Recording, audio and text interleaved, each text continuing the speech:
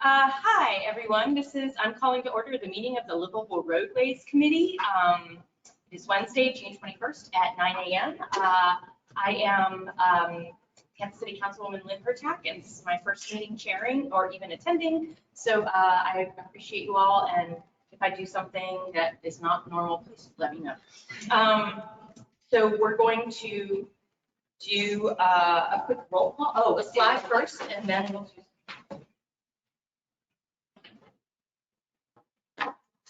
Allegiance to the flag of the United States of America, to the republic for which it stands, one nation under God, indivisible, with liberty and justice for all. Thank you so much. If we could do an in-person or a roll call so we can make sure that our remote members can participate. Councilmember Hertak. Here. Cal Hardy. Yanika Mills. Here. Kevin O'Hare. Michael Marino. Sophia Garantiva. Here. Christian Leon. Emily Hinsdale. Chris Thompson. Danielle Riffenberg. Larry Josephson. Here. Karen Kress. Here. Rebecca Hessinger. Here. Justin Willits. Here. Jason Jackman. Achilles Cortellis. Brenton Mosier. Anna Quinones. Here virtually. Glormar Belangia. Here virtually.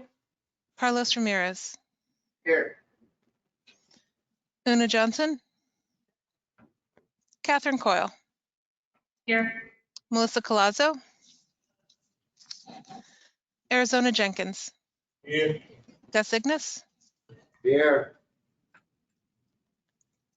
Bryn Daphna. I believe she's excused. And we do have an in-person quorum. Chair, would you mind calling for a vote of consent for remote participation? I'm hereby make that motion. Anyone? Motion. Okay, I'll have a motion Second. from Board Member Coyle and second vote from Board Member Ramirez. All in favor? Any opposed? Okay, motion passes. Let's go ahead and let's welcome our other board members. Do we have any staff? Well, I thought that since this was your first one, you might want to get a little sense of who's in your committee and in the room, and we could then unmute and introduce ourselves online.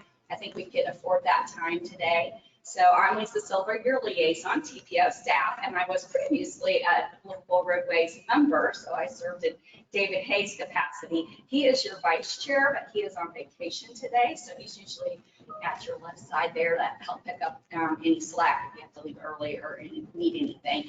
And then since you're the other officer at large, maybe we can go around this way and then hi, and say who you represent. Catherine Coyle. I sit as the Urban Land Institute member at large. Civil community. Do you want me to say what I do? Probably Here. here to belabor it, just a little bit, just a little ditty.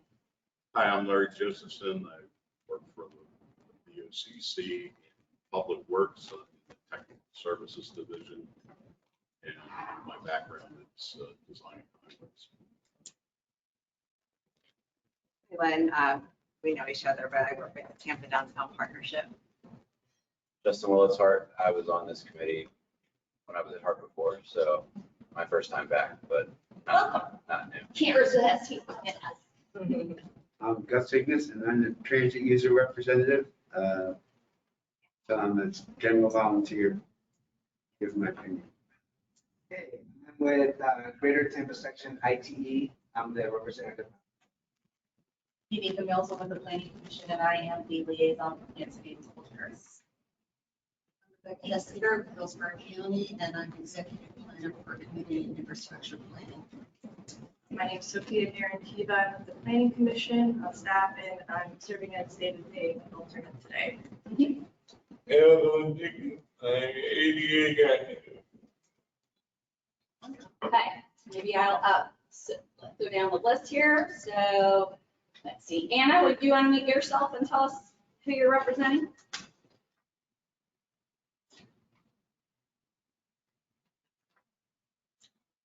Having a technical problem? Maybe she's self-muted. Says. Okay, Anna Keonis is our THEA representative, Capital Hillsborough Expressway Authority. Okay, Frank. Oh, yeah, he's alternate to.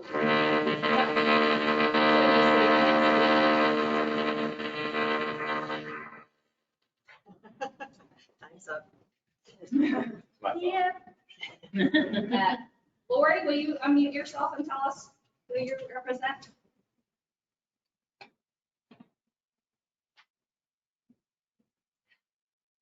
Jason, if you're listening, can you fix why they can't unmute themselves? Okay, Lori Belangana is our school district representative. So we coordinate school transportation on this group. And then Samantha Flores is an additional alternate to Plant City. So we have Plant City and participation today. They're remote because Plant City is a big drive. And then we'll let Kevin tell us who he is and who he represents for our new chair. Oh. Just to help stop other new chairs. Pardon me, I didn't mean to be on the spot. And my apologies for being late. The light was out by my apartment. Good morning, Kevin O'Hare. I represent the West Shore Alliance. Okay. So you kind of see we have like a lot of professional societies and design professionals and lots of different trades because we try to like get all in the weeds about that design stuff. So, all right, I'll let you take it away. Okay. Do we have I'm sorry, any- excuse me, Chair, one moment. Lisa, everybody does have the ability to unmute themselves. Okay. Thank you for confirming that. Okay. Well, do we have any public comment today? Did not get any emailed in. I believe all our audience members are presenters. Okay, wonderful. Do I have a motion to approve the minutes from May 7th? So moved. Second. Okay, I have a motion by Board Member O'Hare, seconded by Board Member Coyle. All in favor? Aye. Any opposed? Okay, motion passes. And so we move to status reports.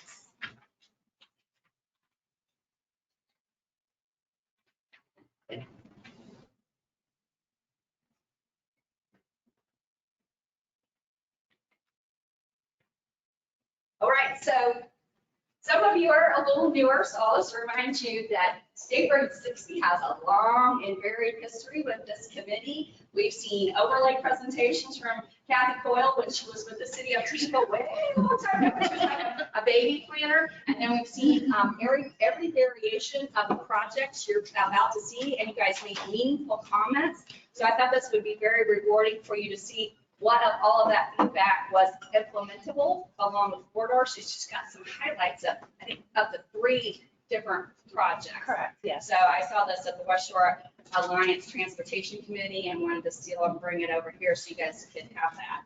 So, Do I need to push this up a little bit? yes, or is one that- more button. Oh, yeah.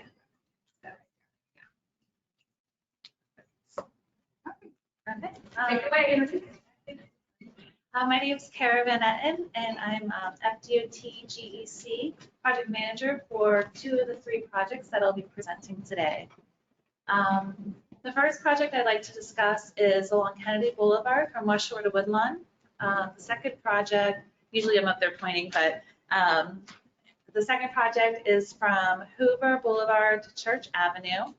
And then the third project that I'll be discussing is a landscaping project along Kennedy Boulevard, approximately the same limits as the first project. So the first project is an access management and bicycle and pedestrian improvements project. The access management portion of the project is median modifications, and these were derived from a access management safety study that was performed in 2013.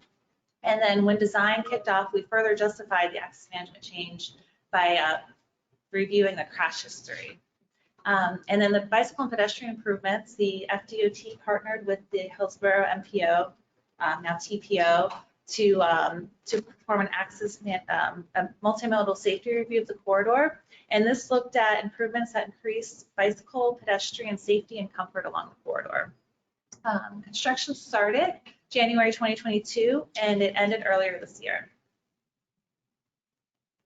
There was quite a bit of collaboration with stakeholders, including the City of Tampa, the TPO, and the West Shore Alliance throughout the project. I'm going to highlight a few of the items that were added after the design had started. The first one was a pedestrian crossing at Grady Avenue. We worked with all of our partners, and the second one was wider sidewalks. When the project was first started design, we were using 6-foot sidewalks, which is per the FDOT design manual.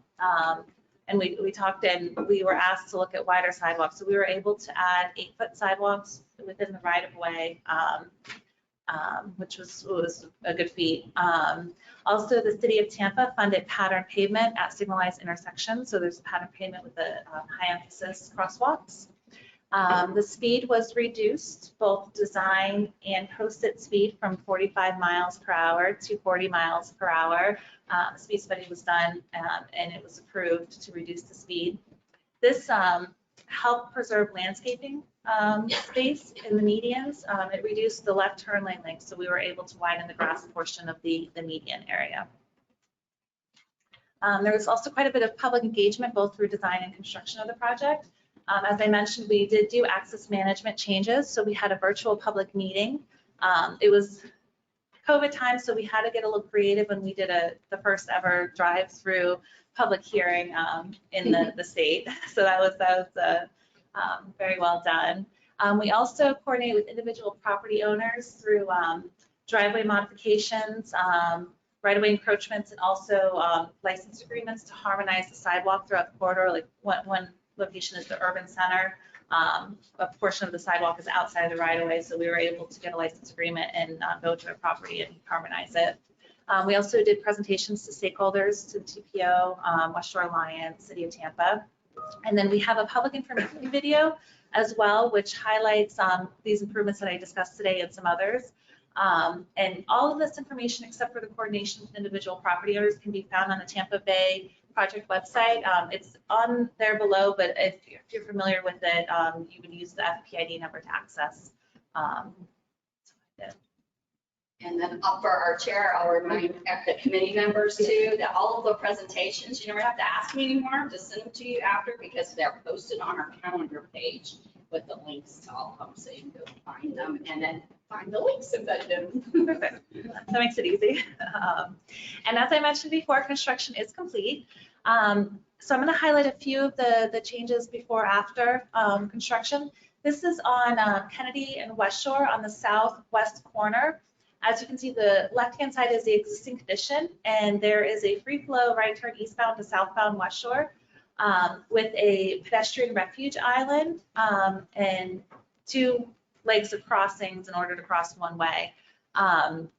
In the currently existing condition now, since it's been constructed, we tightened the radius of the curb return and pushed it out. This provided a lot more space for pedestrians, reduced the number of times they need to cross, and it also shortens the crosswalks. And as you can see, there's the high emphasis crosswalks with the pattern pavement. This is a picture of the Grady crosswalk. The picture on the left is in construction, the drill shaft going in, and then the picture on the right is the final configuration. As I mentioned earlier, we did add this about 90% in design. Carlos did a great job. And this Grady was a perfect location because it's equidistant between Lois and Del Mabry, and there's good generators for pedestrians on the north and south side of the road. This is the wrong way driving items that we added after design was final, but before construction started. We added pavement markings, the arrows, and then also, I don't know if you can see, there's wrong way signs on there as well in the grass median. The cool thing about these is during the day you can see them easily. At night there's the red white RPM, so if you're going the correct direction it'll be white RPMs from your headlights, and if you're going the incorrect direction there'll be red RPMs. Also, this is one of the grass medians that will be a future landscaping area. This is one of my favorites. This is at West Shore. This is at Church and Kennedy on the southeast side adjacent to the cemetery. In the existing condition, it's about a 4-foot sidewalk. We were able to reduce the lane width between Church and Del Mabry, realign the curb, and create a 6-foot sidewalk. So it's a more comfortable space when you're walking adjacent to the cemetery. The next project I would like to discuss is a resurfacing and safety improvement project. The goal of this project is to rehabilitate and extend the service life of the pavement and then additional safety improvements. The limits are from Hoover to Church, and we're exempting out the portion at the intersection on 60 and Kennedy because that is being done with and construction is anticipated early 2024 for this project. These are one of the safety improvements I'd like to highlight is at Kennedy and Hoover. The picture on the left is the existing condition and the right is the proposed condition. In the existing condition, the crosswalk is a normal crosswalk, somewhat faded. And then on the southeast corner, there's just a painted refuge for pedestrians when they're crossing. On the right-hand side, you can see we're going to do the high emphasis crosswalk. We're adding a raised concrete pedestrian refuge on the southeast corner, and also an additional leg from that refuge to the curb return. And then we're adding a crosswalk on the northern leg. The third project I'm going to discuss is the landscaping project. The limits are approximately the same as the initial project. It's a corridor beautification project, and construction will begin late 2024 after the resurfacing project is complete. We have a consultant on board who are developing, they've developed some concepts, and we've shared them with the West Shore Alliance in the city of Tampa. This is one of the favorites, and we've taken the comments back from the West Shore Alliance in the city of Tampa and are implementing them into the 60% plans.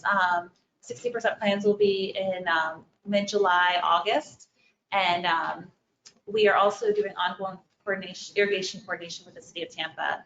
And as I mentioned, this is going to be starting late 2024. And here's my contact information. You're welcome to ask questions now, or if you have questions, you call me or email me. If you want any of the information that I shared or spoke about today, I can certainly send that to you. Yes, Board Member Jenkins. No other thing you can do is say, well, but I want to give you another area for you to look at. It is from Nebraska and Martin Luther King, all the way on both sides of Martin Luther King, going all the way to the dead man. The whole sidewalk leans to the one side. So if you're in a wheelchair, you really When you're on the drive, when you go through the driveway. You're Martin Luther King and the back all the way there, man, on both sides of the street, the whole sidewalk, leaning down.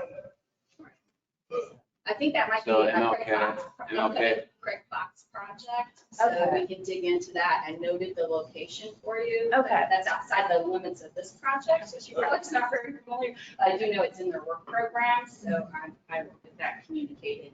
Okay. And he's working with East Tampa on some improvements, so Thank you. unless Justin knows more about Yeah, Board Member Willett. No, I was just saying that, to clarify, he was saying from Nebraska, MLK, all the way to Del Mabry, the slope of the sidewalk pushes you into the street when you're in a wheelchair. Oh, okay. along MLK. Is that right? Along MLK from those limits. Okay. Right. When you're on a bike too. Okay. Yes. Thank you, Karen. Yes, Board Member Crest. This is a great project, and Kevin, I'm sure you weighed in a lot, so thank you for that. Can you talk a little bit about some of the pedestrian amenities And for instance, like where the leading pedestrian interval, was that included in the crossings? I saw you had some of our RFBs. Yeah, we have the, Signal timing to make sure they have ample time to cross, that sort of thing.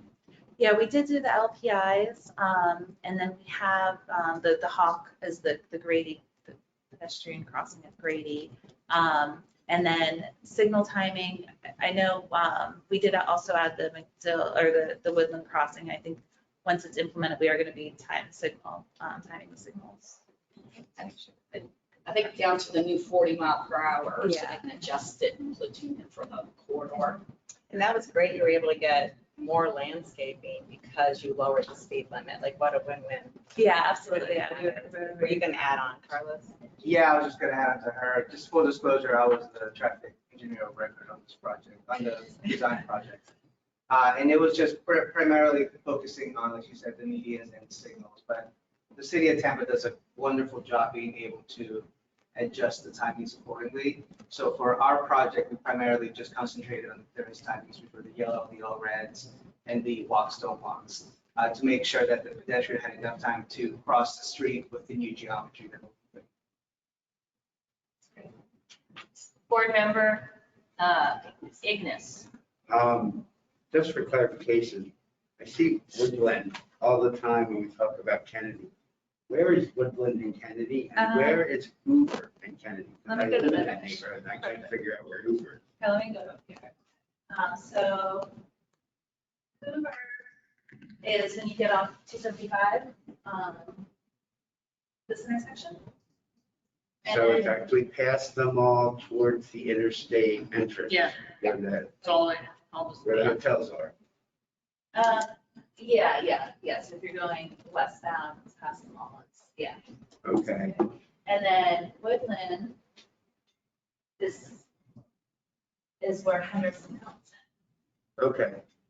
Okay, Woodland comes into the north side of the Henderson in. It's angle. just, what, It's the first block west of McDill.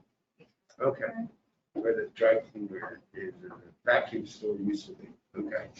I will add on a landscaping comment that when they were redesigning the road years ago, since this committee has followed it, we got the landscaping in.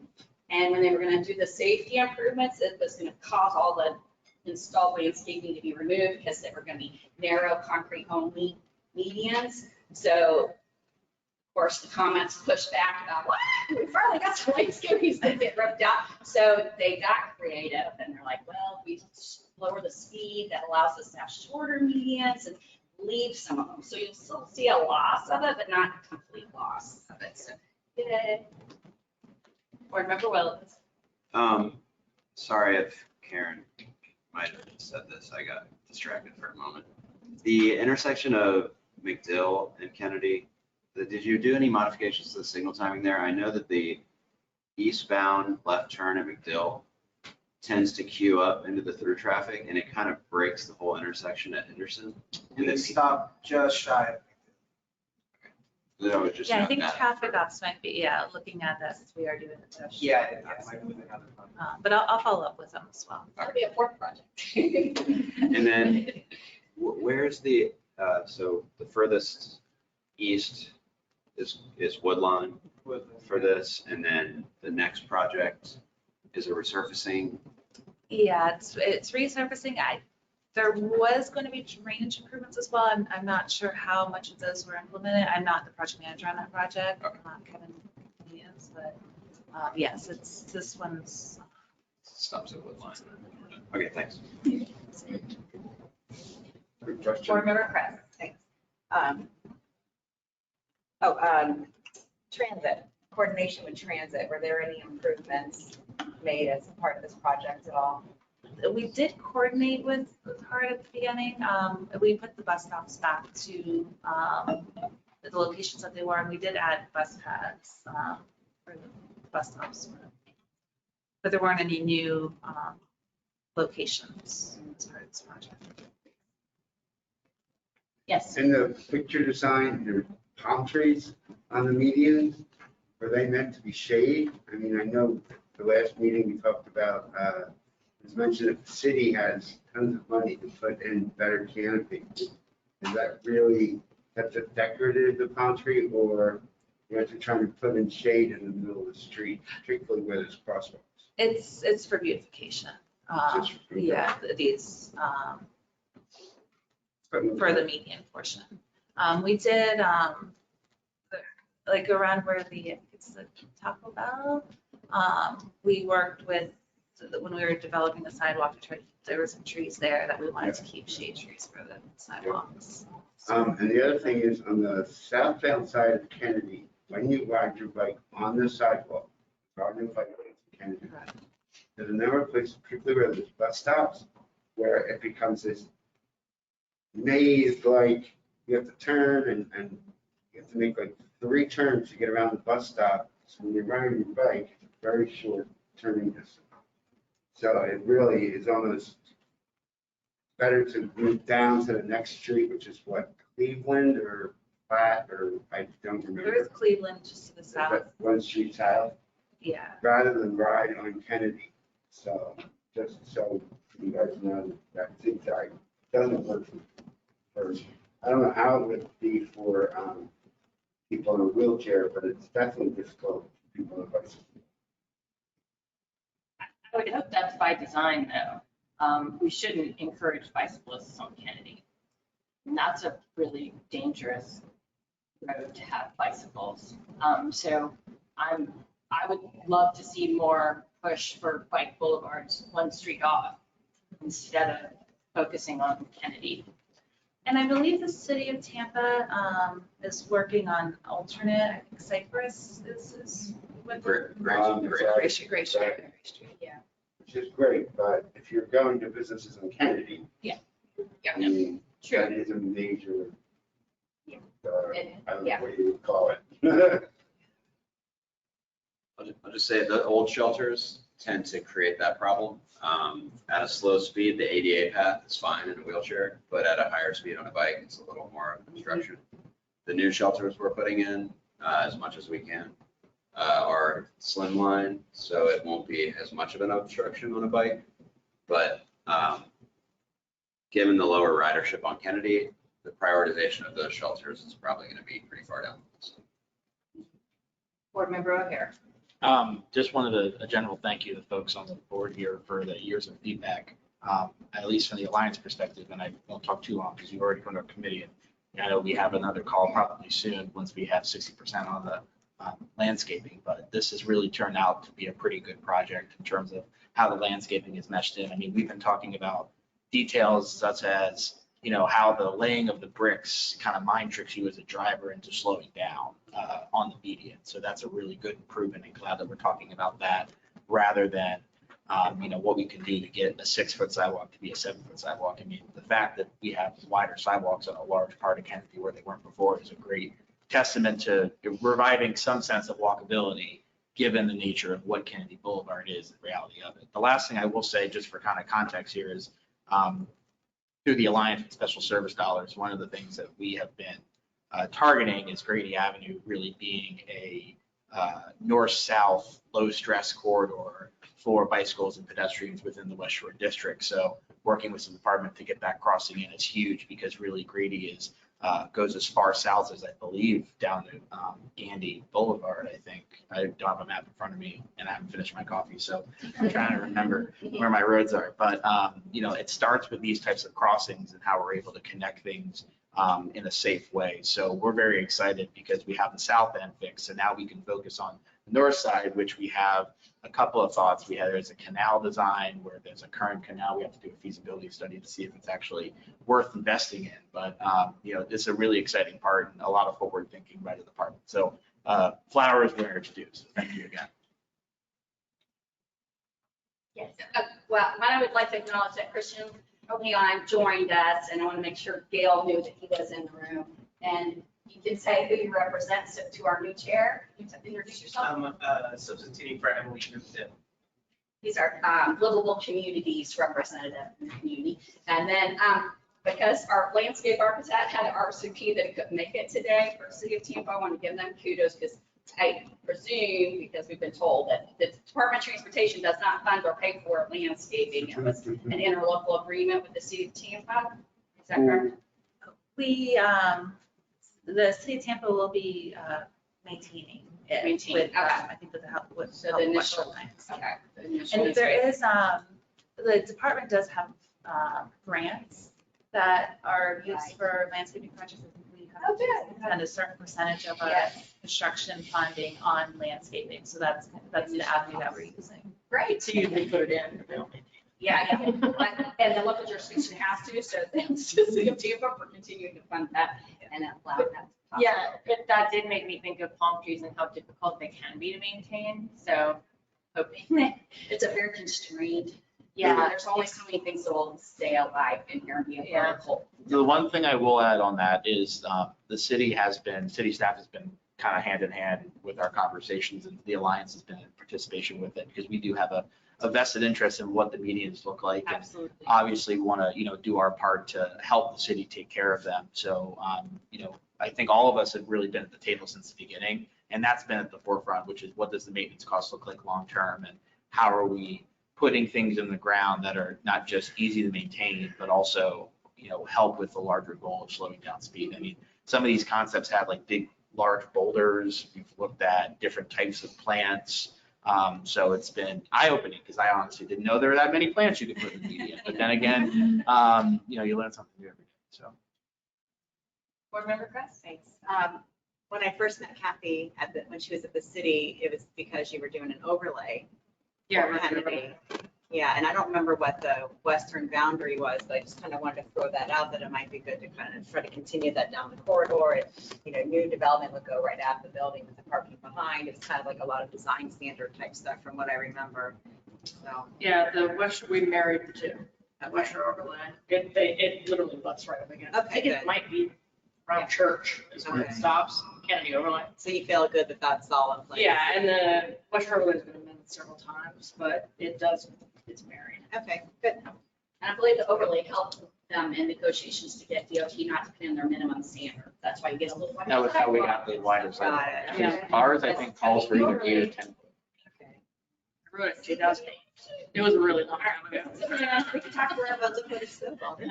Well, thank you. Thank you so much. Yay. Yay. Yay. Okay. Everyone, PG&E?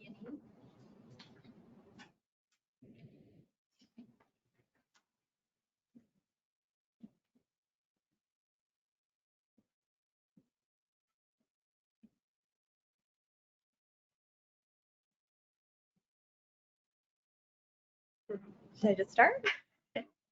Yeah, go ahead. Okay. Tell us who you are. All right. Good morning, everyone. My name is Amber Russo. I'm the FDOT project manager for this PD&E study along US 301 from Fowler Avenue in Hillsborough County all the way up to State Road 56 in Pasco County. Also with me today is Chris Salico. He's our consultant project manager with AIM Engineering, so we can both tag team any questions that you might have. The last time I was here presenting on this project was early last year as we were heading towards our first public hearing. Based on feedback that we received during these TPO presentations and from public comment at the hearings, we made several changes to our design, and now we are planning for our second public hearing on August 1st. So I'm here to announce that and show you what the new design looks like. Okay. Yeah, so see, LRC, your comments have made a meaningful impact both on Kennedy and now 301. The draft letter, or the letter that we submitted last time was in the packet. So let's hear what you have to say about the new design. Okay. So here's a project map. Like I mentioned, there's about 9 miles in Hillsborough County and then 3 miles in the northern portion in Pasco County. Today, US 301 is just a 2-lane roadway with 12-foot travel lanes, and the existing right-of-way width varies from 100 to 200 feet wide. The purpose of this project is to provide additional roadway capacity, improve safety, and enhance mobility for pedestrians and bicyclists. This segment 301 connects regionally significant corridors.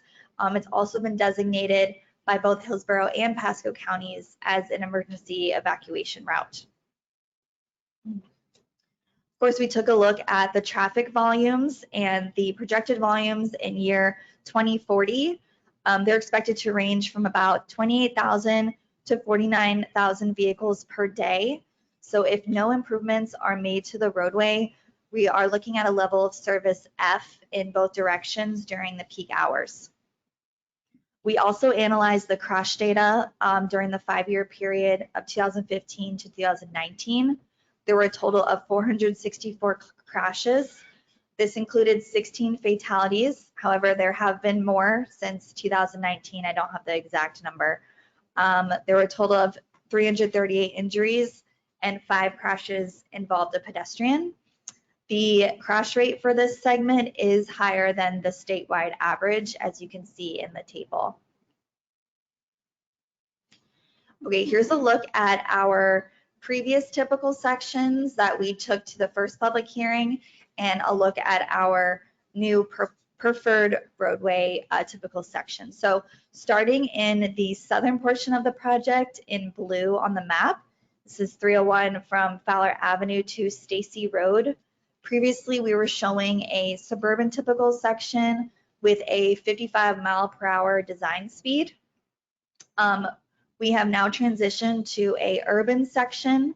We have reduced the travel lanes from 12 feet to 11 feet wide, and we've also widened the bike lanes from 5 feet to a 7-foot buffered bike lane. Of course, we kept the 12-foot shared use path on the west side and the 6-foot sidewalk on the east side, and we are now looking at a target and design speed of 45 miles per hour. Moving on to the northern section from Stacy Road to State Road 56 in pink.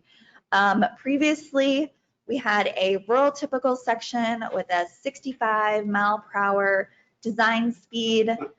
We have now transitioned to a suburban section where we're able to reduce the median width from 40 feet to a 30-foot raised median. We also added a 6-foot sidewalk on the east side because we got many comments on why we were leaving that section kind of just hanging out there. So we did go ahead and add the 6-foot concrete sidewalk and of course kept the 12-foot shared use path on the west side. The new proposed target and design speed for this section is 55 miles per hour. We do have 4 existing bridges along this segment of US 301. They are all recommended to remain in service to carry the new southbound lanes. However, for the new northbound traffic, we will have to build new bridges. And then as far as adding the additional 12 feet for the shared use paths, for 3 of the 4 bridge locations, we'll have to build a separate 12-foot bridge for the path. But however, over Hillsborough River, we are able to widen the existing bridge to accommodate the 12-foot path on the west side. So this segment of US 301 is classified as access class 3. So we have minimum spacing requirements between the median openings. So for directional median openings, which is the bottom graphic on the screen, there has to be at least 1,320 feet between those. And then for full median or signals, we have to show at least 2,640 feet between those. And with this project, now that we are introducing a median, we are proposing 15 full median openings and 10 directional median openings throughout the 13 miles. And these will be shown on the concept roll plots at the public hearing. Is that a reduction in openings or a decrease in access from before? I think they remain the same. Right. They remain the same. Quarter mile, half miles is minimum, right? Yes, and the access class hasn't changed, so. The full openings are not becoming directional, some aren't closing.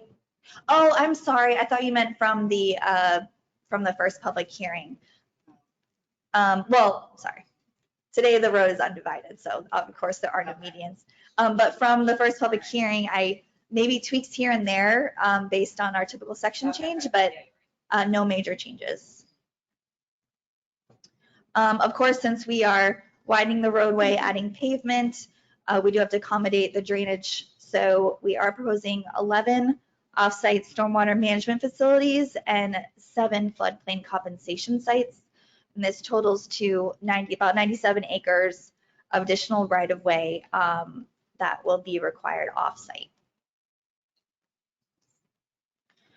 These are all the environmental effects that we analyzed throughout the PD&E study process, including effects to the natural and cultural resources of the segment and on the social and physical environments. These costs are currently being updated, but previously, last year for the first public hearing, we were looking at just under $200 million for the cost of the design phase through construction. And the new costs will be available at the public hearing. We did, however, just get updated right-of-way costs. So before it was 36.3 million, and due to the increase in market values, even though we reduced the right-of-way needed, we're looking at 44 million, I think, 44 million for right-of-way. But I'll have those numbers concrete for the hearing. As far as planning consistency, this project can be found in the Hillsborough and Pasco LRTP needs plan. However, it is not on their the cost feasible plans. This study began way back in May 2015. And like I mentioned, we held our first public hearing in March of 2022. And now we are preparing for a second public hearing on August 1st. And we hope to have study approval by the end of this year. This will be a district approval. Since there are no federal funds for this project, it will be it's a state funded PD&E study. As far as future phase funding, the section in Pasco County we'll be designing in-house to 100% plans. The section in Hillsborough County right now is only funded to 15% plans, and then right-of-way and construction are not currently funded. So like I mentioned, our second public hearing will be held on Tuesday, August 1st in the evening from 5:30 to 7:30. It'll be held at the same place as last time at District 7's headquarters on McKinley Drive. If you are unable to attend in person, we are offering a virtual GoToWebinar, and registration will be available on our project website within the coming weeks. Also posting here the project website, which will be updated, like I said, in the coming weeks. Also my contact information here. And I would just like to thank you for your time and be happy to take any questions you may have. Yes, Board Member Joseph. Amber, was any consideration given to shading on the SUP, the shared use path, tree shading, because that would attract a lot of users. It's a long stretch, bike riders would use it. And just to let you know, we just sent out a design manual that we're writing, and we've done that on most of our typicals that we did. We provided, there's 4-foot clear on either side of the SUP, and we added an additional 4 feet for planting trees to get a shaded area. I will say that for a lot of the project, we go through like parklands and environmental lands. So there are existing, forest and trees that can help shade. I don't know if we identified landscaping No, not as part of the opportunities? PE process. I mean, that may be something to look at further in design, but that's not really required or not really part of the approval process for evaluating the footprint of the project and the impacts. For the southern portion though, where we do have a more urban typical section now, I will definitely look into that to see if now we can propose some landscaping. And is there any other type of green infrastructure type treatments like bioswales or to make that, to beautify that corridor? I think that those will be more design elements as opposed to the PD&E study, but I will definitely, if you want to send me some ideas for those, I could definitely pass them on. But isn't it FDOT's policy not to do any landscaping other than sod? So it's kind of misleading to say, well, look at the urban section in. So Unless the local jurisdiction, which is Hillsborough County, takes on the maintenance of that, which is not their policy, it does not occur. So I don't want to. Yes, sorry, I should have mentioned that if DOT is going to maintain any landscaping, yes, it's going to be very easy to maintain shrubbery and sod. If there's something more that is desired from the locals, then like Kara mentioned in her presentation, we do have funding that's available for that, but it would just have to be maintained by locals from my understanding. I'm not sure, but along 75, a lot of the interchanges like Fowler, Fletcher, and along that whole corridor between I-4 and north to probably Bruce B. Allen's, they have done, the department has done a lot of natural land, like, I wouldn't say natural landscaping, like decorative landscaping. I don't know if that was help funded by Hillsborough County or not. But those type of treatments, although, and if you look further up at the interchanges at 54 and so forth, there are DOTs adding all of these on the 2-to-1 slopes, and it may be that they don't want, they're hard to know those 2-to-1 slopes, so they have benched areas where probably 20 feet wide, along the roadway, and 15 or so feet deep, and they've planted trees, and they've done a lot of decorative plantings all through the I-75 corridor within the limits that I mentioned. They've planted palm trees, all sorts of different things. And if you look at that,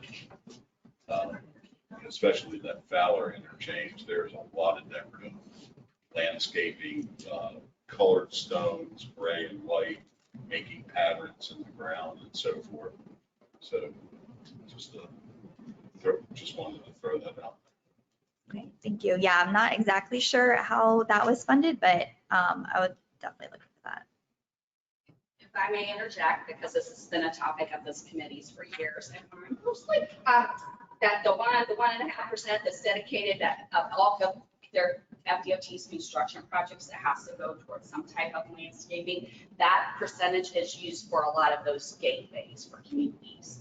And that's usually on limited access roadways that they then maintain. All the others is done on the local roads, which Highway 301 is like, if they do anything beyond side, they might put it in, like on Kennedy, but Kennedy's a special gateway again.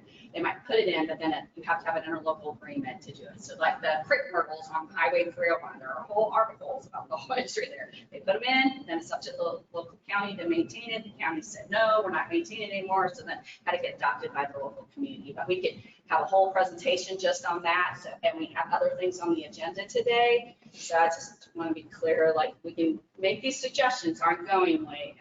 We're just going against policy. We can change policy.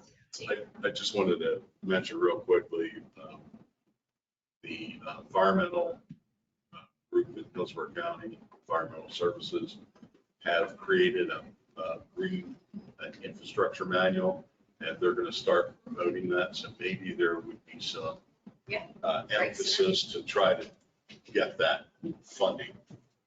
Let's see those on county roads, yay. Yes, Board Member Igno. This is a section of roadway that I don't know that I've ever driven on, and I've lived here 25 years. Is there any public, with the modification of the road, is there any public transit in that area? The only thing is the 275 bus that runs up from University. Bus Brisbane down. Correct. It's a very rural road in a rural context next to a conservation area and then rural 1 to 5 residential area. So for Hillsborough County, it's just a quaint rural road. But the conservation area, that's Flatwoods, correct? Mhm. So that's a heavily used. All that green, that dark green is conservation. Lots of biking and hiking. But it is Flatwoods. I mean, there's a lot of people who take their bikes up there, so. Okay. Yeah. Far. That's the multi-use trail path. That's running up along the western side, okay. I have a question about that as well. Why is there a multi-use path and bike lanes?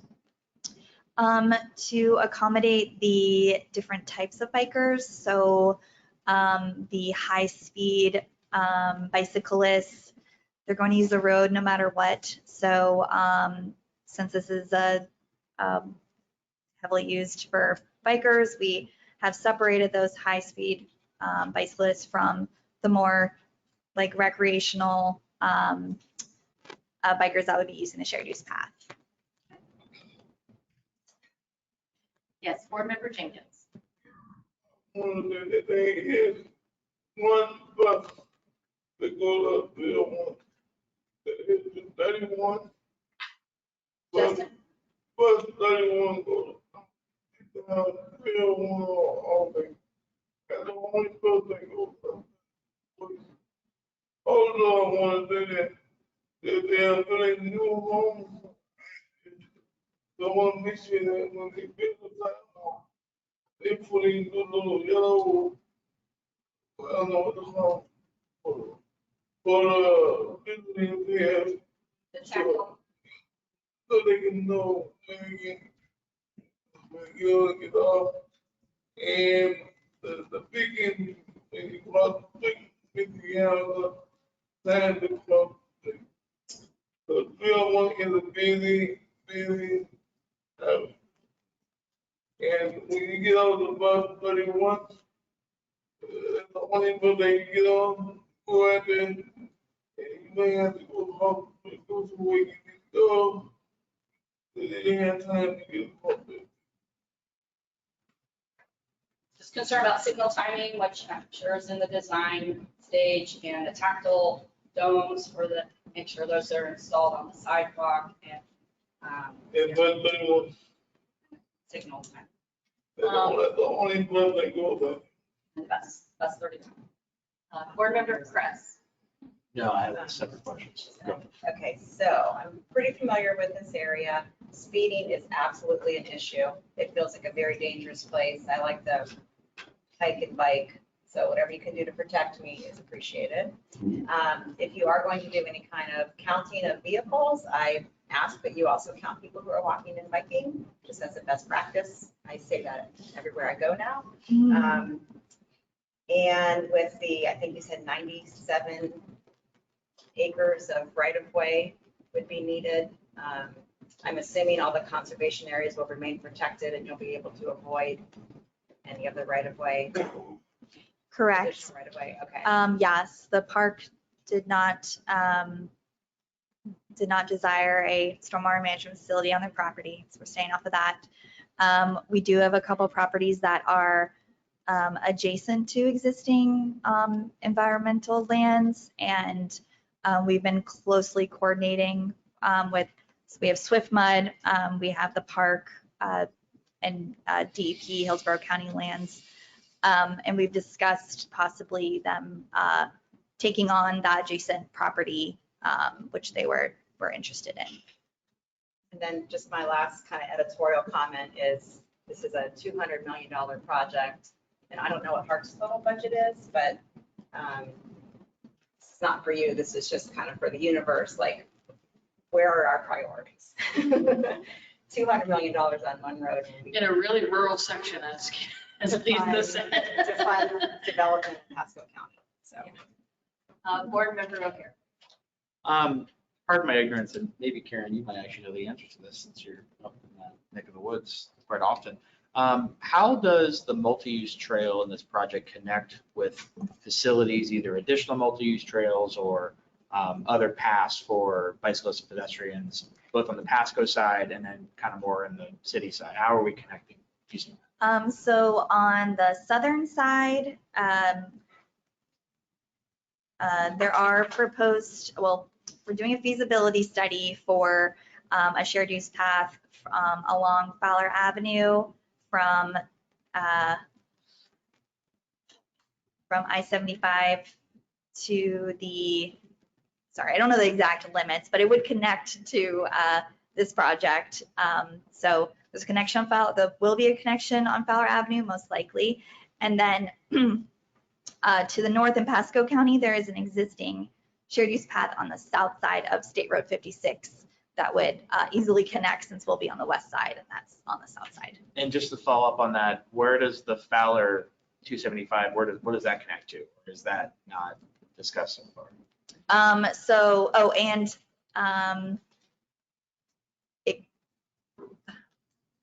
of that will connect to the St. Bypass Canal Trail. Thank you. And then to go along Fowler, I think right now the limit is looking from like 56 to the east out to 301. Okay. So ideally, this would be a much larger, talking 30, 20 mile multi-use trail. Potentially, yes, yes. Also, I have a project on Fowler Avenue where we are proposing wider sidewalks, not necessarily a shared use path at this time. We're hoping in the design phase we can somehow widen those to become actual shared use paths, but there will at least be a connection that's wider than a 6-foot sidewalk. And one last question, sorry, I'm on fire You're now. saying the sidewalk is going to become a shared use path if you can? Sorry, on my Fowler Avenue project, yeah. For the right-of-way acquisition, how much of that right-of-way acquisition is for the multi-use trail? That's a good question. I guess that's hard to quantify since it's just the footprint of the whole typical section. Yeah, it's not really for the trail itself, it's border width for the roadway. Trails accommodated within the border width of the roadway. So whether you have the additional acquisition or not, it wouldn't necessarily affect the trail. So the trail's not affected by your. Trail's not creating the roadway acquisition, if that's what you're looking for. Yeah. Okay. Thank you. It's the roadway typical section to meet. Thank you, it's very helpful. Excuse me, Chair. Yes. Hi, Board Member Cal Hardy. He's online. He had a question as well. Actually, he had a couple questions. Cal, if you want to unmute and ask them, you're more than welcome to do so. Otherwise, I can ask them for you.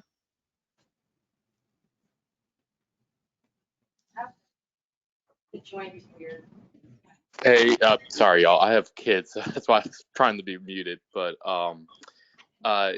you can ask them for me. I'm listening in. Okay, the first question is, he asked if the bike lanes can be protected by separators. Oh, by like tubular delineators. That's an option. Of course, with so are you talking about the northern segment with the 7-foot bike lanes or the entire? Yes, I'm talking about that segment, but also not just delineators. We have y'all did something on Bayway by Tierra Verde, which would be a good example. The county's done something on Forest Lakes, I believe. Is that right, Joseph? Or Larry? And then, but I'm talking about more like a pin down separator that you see in different places. Curb separated? We actually did Pacific Park Drive. We put it set to delineate just about 200 feet. The reason for there's 20 feet of separator, then a space of 200 feet. The reason we did that is so that corridor, as it gets more and more volume, if the emergency vehicles have to go down that corridor, we didn't put a continuous line of delineator, so if a fire truck happens to go down there, they can pull over into the bike lane. Just recently, we also completed projects on Bruce B. Downs where we put concrete separators, and they're probably about 20 or 25 feet long, and then there's breaks in them because it needed drainage. So we've used several different types of treatments. So Cal, just so I'm understanding, are you saying like, I think to curb separate the bike lanes, or even just have any sort of permanent structure between the bike lanes and the travel lanes, I think we'd have to be looking at a much lower speed, but also the bike lanes would have to be moved farther from the travel lanes. Is that what you were? So you have a 7 foot, right? So for a curb separation, you only need an extra foot. The curb separators themselves are 2 feet. So, and that gets you 2 foot and 5 feet equals 7. So technically you could put it down, but if y'all want that 1 foot shy distance, or like the kind of center of the curb separator, you need 8 feet total. But I mean, there's options there without moving curb where you could do an 11 and a 10 foot lane, or just do a buffered, but instead of doing a buffer, just put the curb in. I think most of the thing, here's what I kind of stress a lot of times. People look at buffered bike lanes and they're like, all right, well, we only have 5 feet for the bike lane, 2 feet for the buffer. The issue is, though, if you put a curb separator in, even if the bike lane's 4 feet, it's still more usable because, one, you have the gutter pan, which could be considered the width as part of the bike lane width, and two, with a little bit of separation and delineators as well, you get rid of some of the shy distance that riders are riding away from the oncoming traffic. So I just want, if y'all could look at that, just to have, it doesn't change the design as far as drainage or anything like that, but to look at some pin down separators, I think that would be a good idea in that location. Hey, thank you.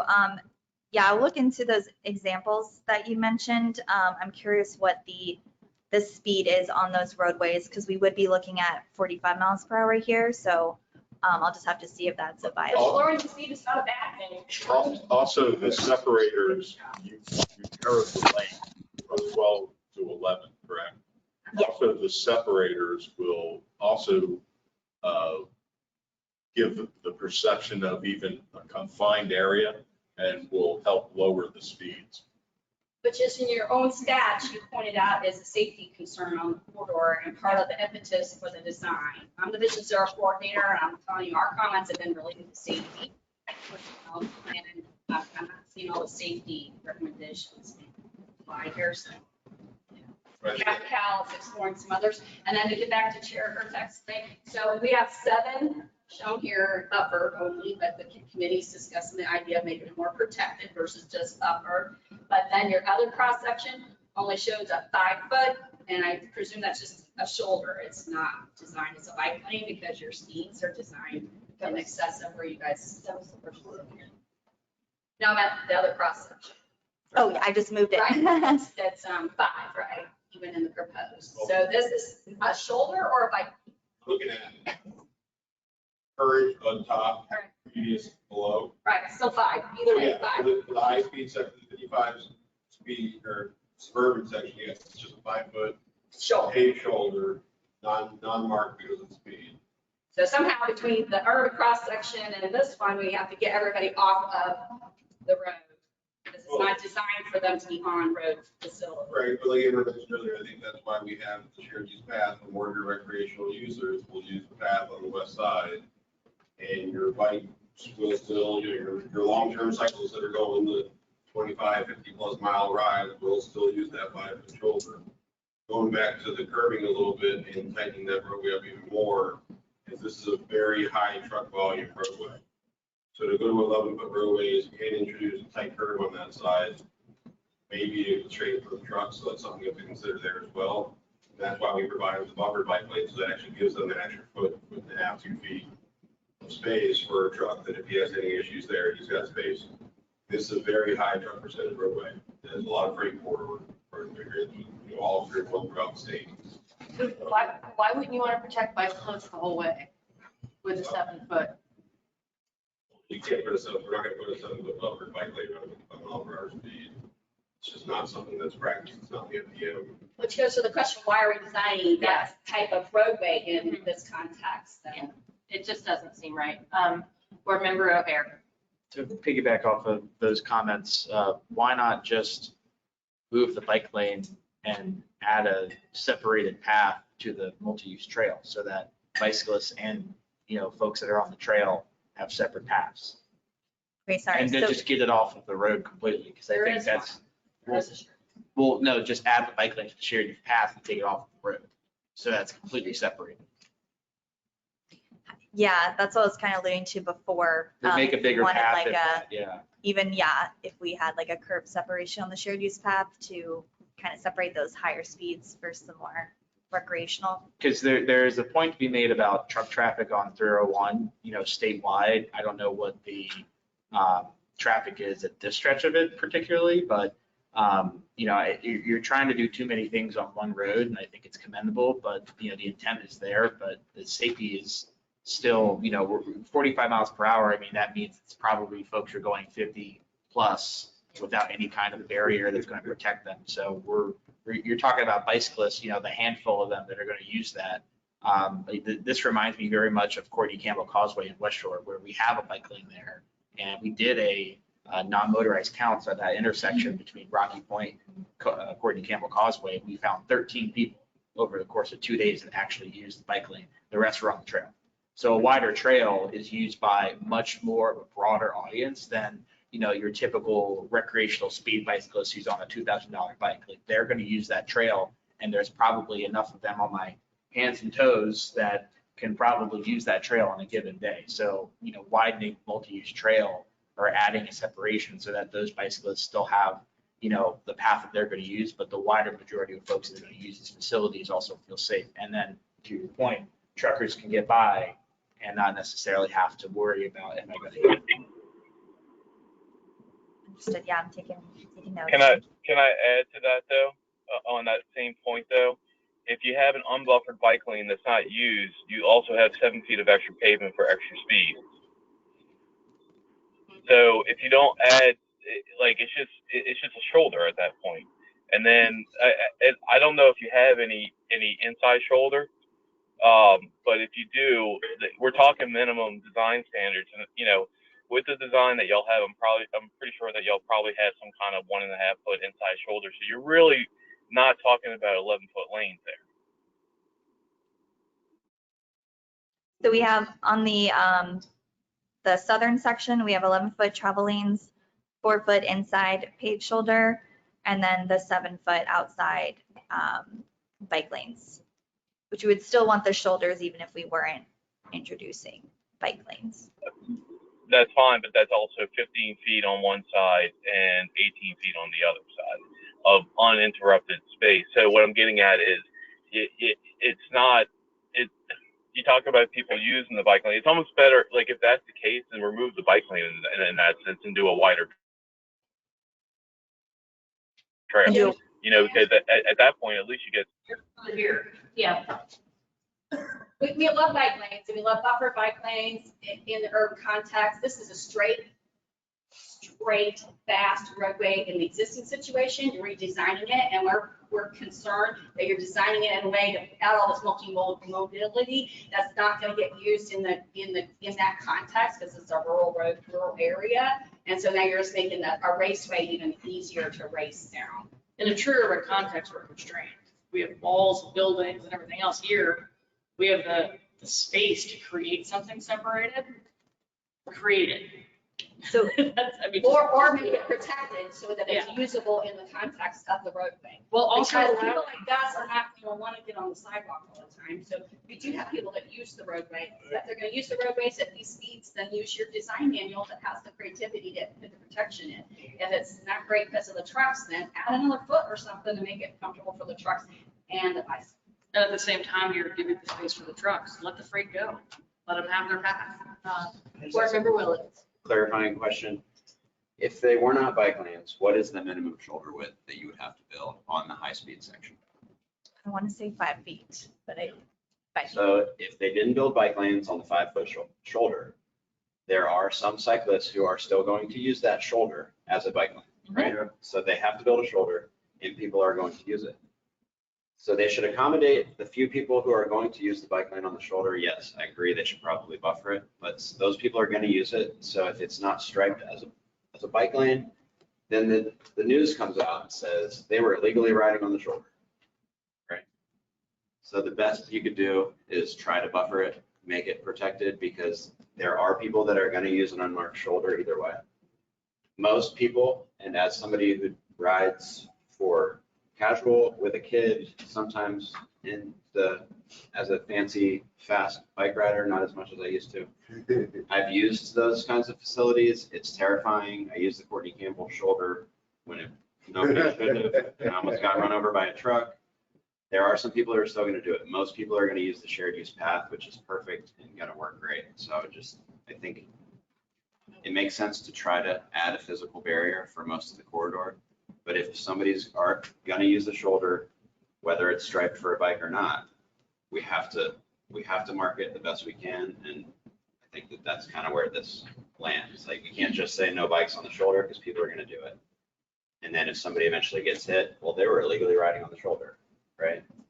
And then we don't put the responsibility on the driver that should have stayed in their lane. So it's just trying to play both sides here. Everybody's right in a lot of sense here, but if we can put a physical barrier in there, I still probably wouldn't use it. Board Member Ignace. Clarification. Cal, when you're talking about delineation, you're talking about those rubber things that you screw into the street? Are you talking about a curb the entire 30 miles? I believe Mr. Hardy had to jump offline real quick, but he also had another comment, if I may. Actually, I have one person first. Board Member. So I'm new to this committee, so forgive me if I ask you questions. I know you said it's in the long range transportation plan, but it isn't in the cost feasible part. So when logically would you construct it? Did it move to how does that work? From my understanding, there really wouldn't be a timeline since it's not in the cost feasible plan nor on the priority maybe list. not for So 10 years, at least maybe. if federal funding was the desired outlet to fund the project, it would have to be another, I guess, state She's already funding. communicated that they're not pursuing federal money, so they do not have to follow the TPO's priority list. They're using state funding so they can build it whenever they have state money, whenever they want. All right. And then the other thing is just, I think I mentioned it last time, the county has lots of trees from the mitigation thing. So I don't know that we can take care of them, but we have lots of trees for mats. Lots and lots of trees. Thank you. Question, clarification, real quick. I thought you worked for the city. You work for the county? County, yeah, right over there. The county. So with the county money you were talking about, you could start adding trees when the previous chair was talking about making sure we had tree canopy coverage. Yeah, so there's, I guess when you take a tree down, you have to put money into a mitigation bank, and then we just got all of this money for trees, but there's not always space to plant them. Okay. So we just keep looking for opportunities to. I mean, they're policies. That's county. We were on the city earlier with Kennedy. That was in the city, so we were Right. about city. Now we're out in 301. It's in the county, so we're. Should have county right. I thought Rebecca represented the They're city, both owned by DOT, so the they're not city there. canopy program. I thought you represented the city canopy program. You represent the county. Okay. Okay, so the last question by Mr. Hardy. Yeah, it was a comment that saying that Fowler would connect to BBD and then future 30th Street, but 30th isn't funded yet. Oh, they were talking about the trail connection. Okay, interesting. Great, thank you. The status that the committee desires to make a motion. Anyone summarize our comments? That would be clarifying. But they don't have to. I've been taking notes. Okay. Thank you. Thank you.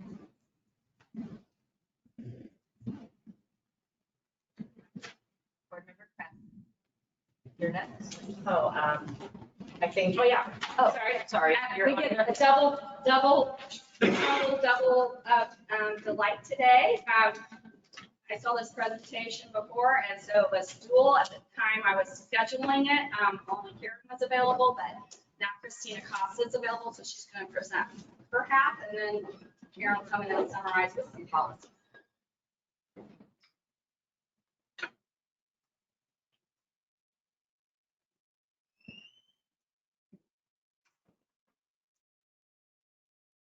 Good morning, everyone. It's a pleasure to be here. Councilwoman Hurtak, thank you to you for leading this Livable Roadways. Justin, welcome back. It's good to see everybody.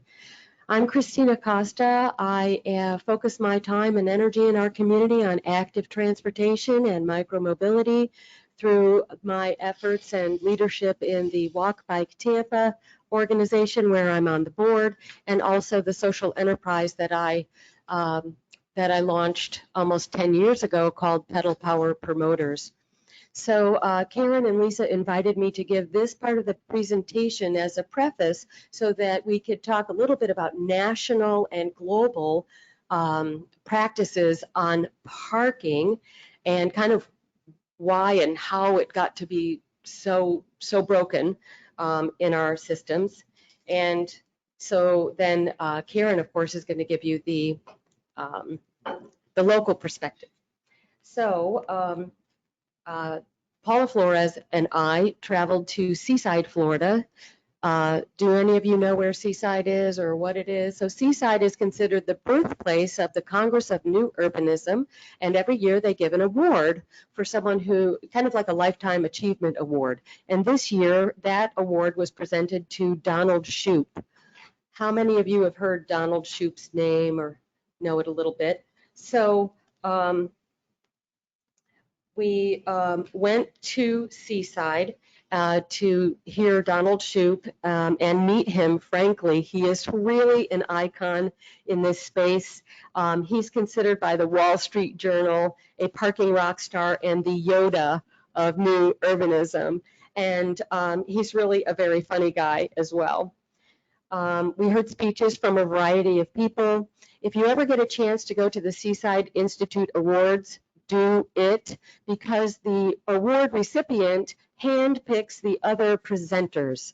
And so all of these people were are published on this subject matter and urbanism in general. I'm going to reference a couple of them, and many of them are students of Dr. Shoup's. So Dr. Shoup is most well known. He published a book in 2005 called The High Cost of Free Parking.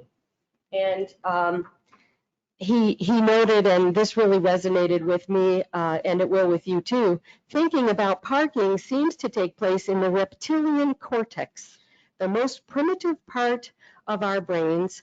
Fight or flight, instinctive behaviors like aggression, territoriality, and ritual display.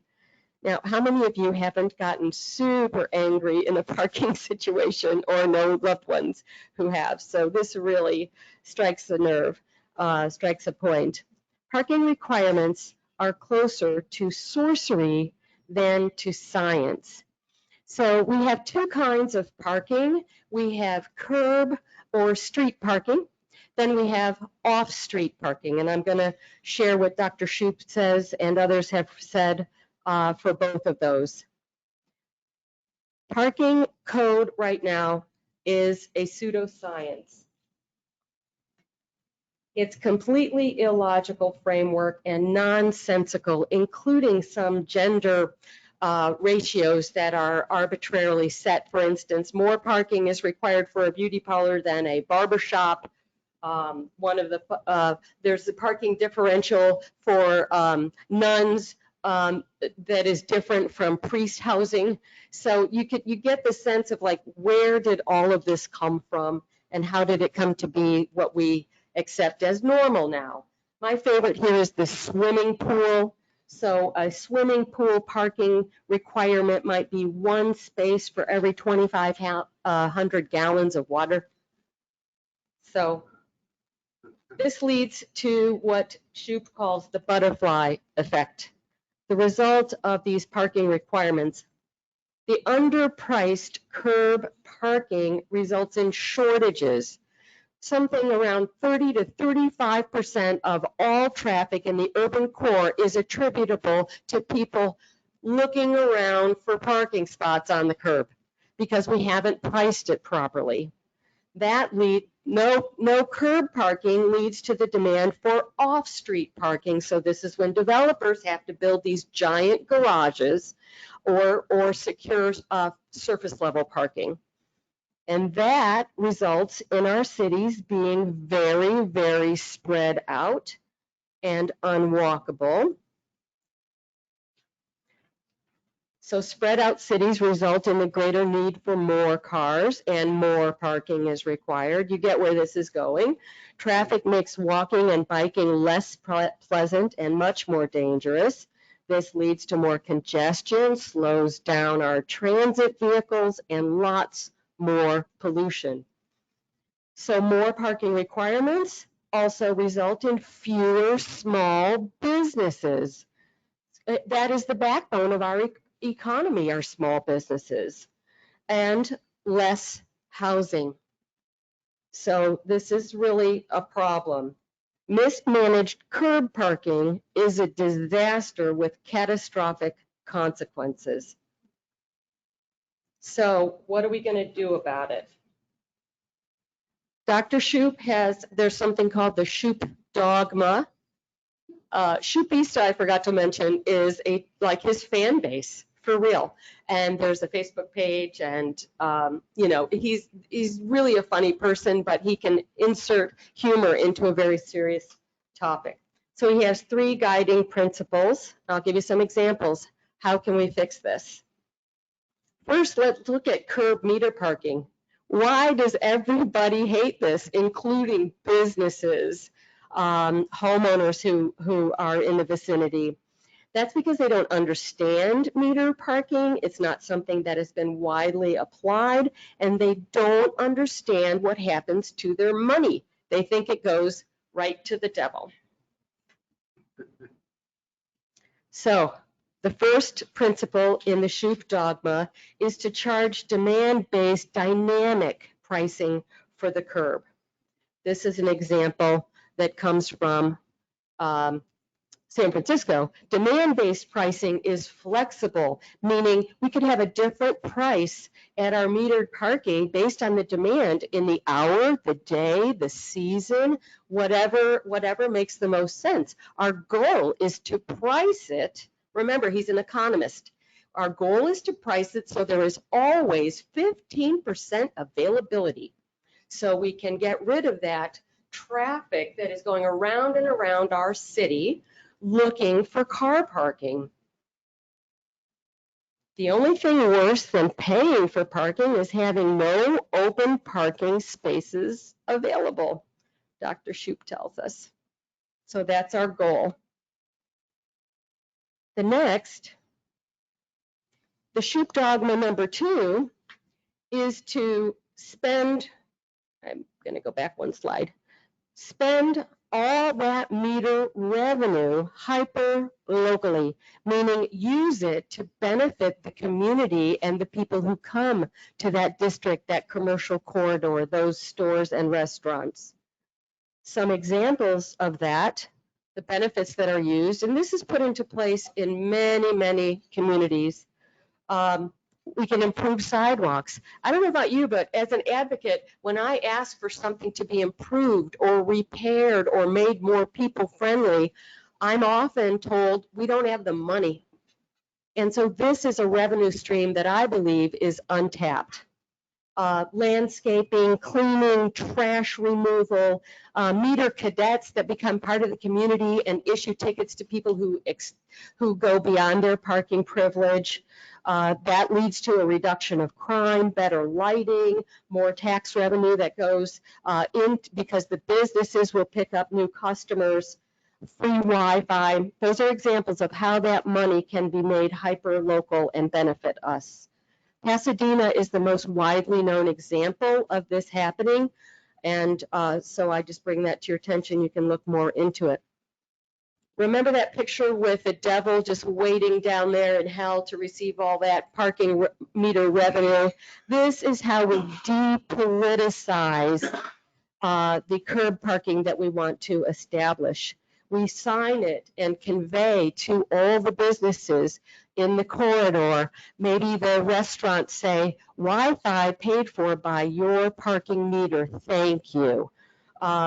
This one says, your meter money makes a difference in old Pasadena. Safer streets, more clean, redeveloped alleyways. So this is what we can do to get a campaign going where we want to create this parking.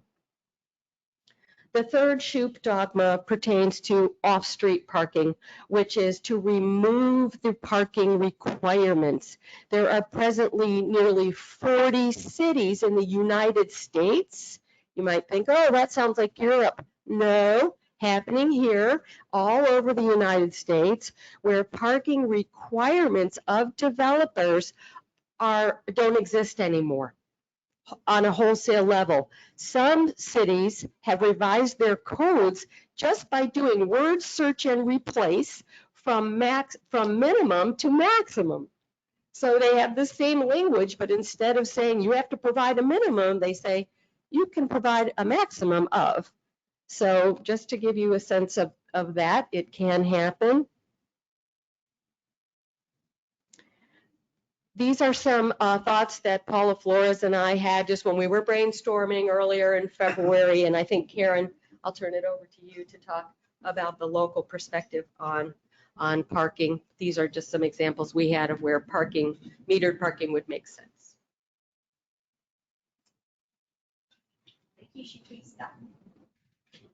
Thanks, Christine, for all your leadership on this. Let me put my... PowerPoint. I got it, Lisa, thanks. So I own The High Cost of Free Parking in hardcover. It's this thick. If anybody would like to borrow it, you really only need to read the first chapter, executive summary of it. So I'm happy to lend it out. Oh, do you have it here in the library? Yeah, of course you do. It really did open my eyes to the P word, parking. I'm going to try not to be too repetitive, but I wanted to just, I reread some of it the other day, and I wanted to just call out a couple highlights that I saw. Shoup's book, The High Cost of Free Parking, was published in 2005. He argues that parking requirements and policies increase traffic congestion, pollute the air, encourage sprawl, raise housing costs, degrade urban design and public transportation, prevent walkability, and penalize everyone who cannot afford a car. Reforms in planning for parking may be the cheapest, quickest, and most politically feasible way to achieve many social, economic, and environmental goals. Despite all of the harm off-street parking requirements cause, they are an almost established religion in zoning practices. Cars have replaced people as zoning's real density concern. Minimum parking requirements began as a solution, but have become the problem. There is a lack of theory and data to set parking requirements for hundreds of land uses, as Christine pointed out. All of life's necessities cost more in order to provide free parking. The requirements provide parking everywhere anyone wants to go, but they also create places where few people want to be. If parking were priced to cover its costs, people would own fewer cars and drive less.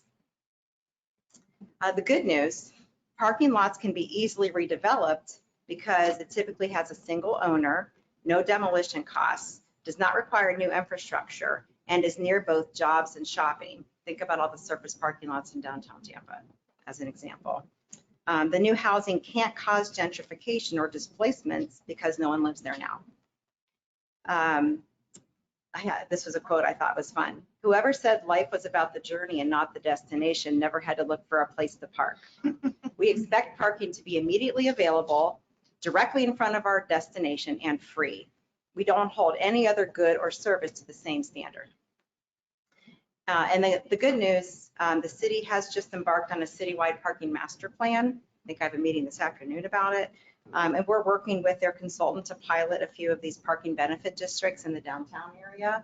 And then hopefully the fees for parking will continue to kind of grow as Tampa urbanizes. So we've spent a lot of time on parking issues in downtown. When we started this parking plan, probably like 2017, I think it was, if you asked 10 people on the street, how do we solve downtown's parking problem, I would say 9 of them said the city needs to build a new parking garage.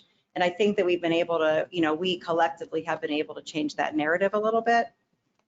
And parking, like we had to address it. It came up at every single meeting, no matter the topic. The Arts and Culture Committee, like it just everywhere. So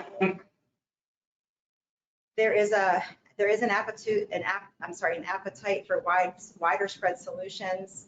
But as being the downtown partnership, we really limited our purview just within, we have legally defined boundaries we call our special services district. I thought this graphic was worth sharing. I asked our planning partner on this to put together a graph of downtown Tampa and show, the green shows the amount of space we give for parks, and the pink and orange show the amount of space we give for parking. So pretty striking when you look at it that way. So what does parking do to affordability? Intuitively we know construction's costs go way up to build parking. Let's also remember that less space for living versus storage of cars is likely sacrificed. You can see here this chart. This chart shows just how it relates to the cost of each of the parking spaces. Here's another way to look at it. What if we priced the parking separate from the space to live or work? So it's called unbundling. So you'd pay for your, your rental unit, and then if you own a car and want a parking space, you would pay separately for the rent to store your car. So you can see it's about $225 monthly. That's about what the cost would be, an average cost. And then this graphic really kind of just shows you how much space we are kind of giving up to store cars. It's about the size of, a 2-bedroom apartment for 2 cars. So that's another kind of pretty striking image. So when we did our parking plan, the first thing we had to do is figure out where all the parking is in downtown Tampa. So we literally went boots on the ground. We found it all. We mapped it. We have it on an Excel spreadsheet. We know who owns it and who operates it and how many spaces and whether there's electric vehicle charging and all that kind of good stuff. But you can see that we have, the city is a player in this. 717 Parking owns a lot of it, but it's pretty well dispersed. We have some other government ownership. And we found that there is available parking in downtown, much to the perception out there. In fact, so much of it that even during the peak demand times, we found over 6,000 empty parking spaces. So, and we did that by literally going again on foot, and we counted how many cars were and weren't there during different times of the day, different times of the week, and we've repeated that a couple times. We paused that during COVID, but we're going to get back into the best practice of doing that every fall, so we can, continue to see how that looks. But what that shows us then is we're just not sharing the parking well, and that is something that we have not, unfortunately, made any good inroads in. That's been kind of the biggest fail, I'd say, from the parking recommendations to date.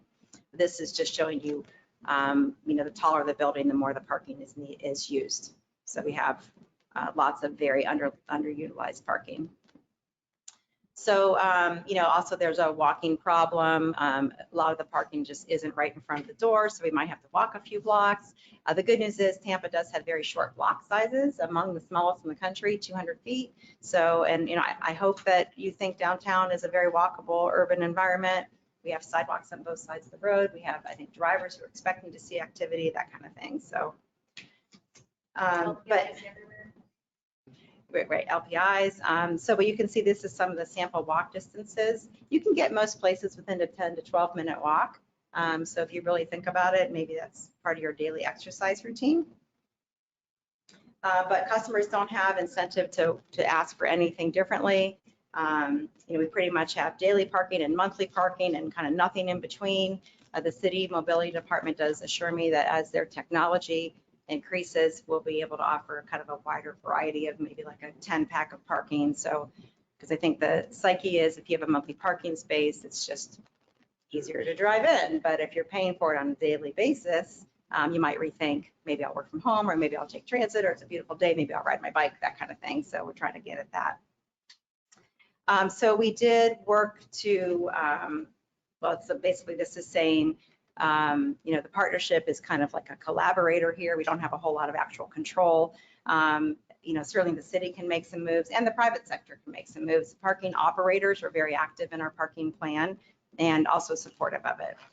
As Christine mentioned, Tampa is behind the curve on what we've done with our parking policies and regulations. We did work with city staff pretty closely, and we submitted what was called a privately initiated text amendment, which doesn't even exist anymore. This is going back a couple years, but at the time, again, this is going back a couple years, at the time, kind of the most we felt we could do was to get the city to cut the parking minimums in half. And that ultimately did go through council. It eliminated uses for retail, pharmacy, restaurants, that sort of thing. You can kind of see here some of the moves that we made. It's a big, long code that Kathy Coyle helped us a lot with. But it's a step, it's a baby step in the right direction, but we do need to kind of go a lot further than that. We also help with trade-offs, so you can have motorcycle spaces, you can have bike and scooter parking instead of the required car spaces, that sort of thing. And again, this just applied to the Central Business District and the Channel District. And then some things to think about on the horizon. Mini mobility, I know you guys are probably seeing it yourselves, lots of golf carts and, all kinds of different wheeled vehicles out there. So, what should we do about parking for all of them? I don't know that I necessarily have the answers, but it's just kind of proposing it as something we need to think through. And by the way, when we took the proposed parking reductions to City Council, it was unanimous, lots of head nodding and stuff. So I really think like the political arena is ready for all of this too. But again, there's room to go even further. I am very encouraged by this citywide master plan, parking master plan that they're going to do. The parking benefit districts, we already had one call talking about doing it west of the river, and Tampa Heights is kind of some pilot projects. So the money that's raised from any meter fees would stay in that district to make the improvements. I think Christine kind of touched on that a little bit. Or you can go hog wild and let do maximums, because if you eliminate the minimums, that's great, but still the development community can build as much as they want. And do we want to consider maybe capping that? And then, that would relate to better transit, and you guys know all that stuff. So anyway, I try to be quick because I know we're getting close to the 11 o'clock hour, but Kathy. I think, how code amendments go, you take baby steps, right? So that was the baby step a few years ago that we wrote. That's fine. I think the next step would be potentially to consider eliminating parking downtown, turning it on its head. Because right now, and since the 80s, you can buy your way out of parking downtown. You're required to put in X. If you can't, you pay $500 a space, and you pay into the parking fund. Turn it on its head and say you're not allowed to put any parking in. If you want to, you can put it in and you pay a fee to build the parking. $10,000 a spot. You want to put in 20 spaces? There's $200,000 in the parking fund to help improve additional on-street spaces and pay for the staff that actually are the meter maids, and pay for the equipment. And every single developer that wants to come in and do it, they pay to build the parking. They pay to build it, and then they pay the city into the fund to provide that parking.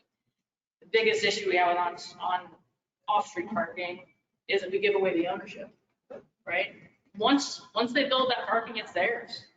The city can't step back in and mandate anything at that point. So if you're going to allow it, that's fine. But they need to pay into the bigger fund for the general populace that's downtown. Just food for thought.